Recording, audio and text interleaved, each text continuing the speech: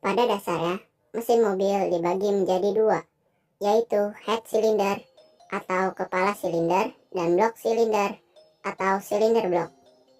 Kali ini saya akan menjelaskan yang pertama, block silinder. Blok silinder adalah komponen utama dari sebuah mesin kendaraan. Blok silinder terbuat dari besi tuang.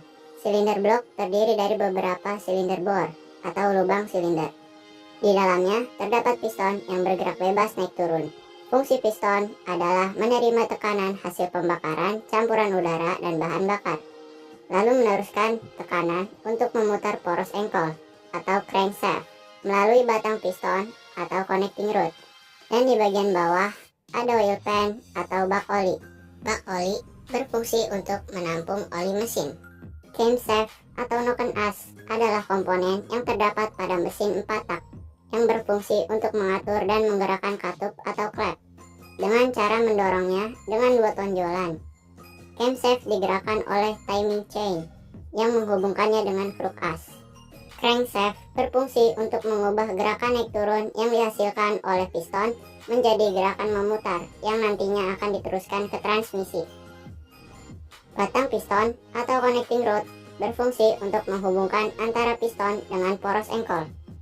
Kepala silinder atau head cylinder berfungsi sebagai tempat kelengkapan mekanisme katup. Katup berfungsi untuk membuka dan menutup saluran gas baru dan saluran gas buang sisa pembakaran. Pegas katup berfungsi sebagai gaya untuk mendorong katup menutup saat katup terbuka akibat tertekan poros noken as dan menjaga agar katup dapat menutup dengan rapat. Spark plug atau busi berfungsi sebagai pemantik api. Flywheel atau roda gila berfungsi sebagai penyeimbang putaran mesin dari poros engkol. Rocker arm atau pelatuk berfungsi sebagai penghubung antara camshaft dengan valve sebagai pengatur naik turunnya klep. Karburator memiliki 3 fungsi utama, yakni untuk menggabungkan bahan bakar dengan udara sehingga menciptakan campuran yang mudah terbakar, mengatur rasio udara dan bahan bakar, mengendalikan atau mengatur kecepatan mesin. Alternator berfungsi untuk mengubah energi mekanik menjadi energi listrik dan mengisi kembali aki pada saat mesin bekerja. Fungsi utama dari aki adalah untuk menyuplai daya listrik bagi komponen-komponen mobil lainnya.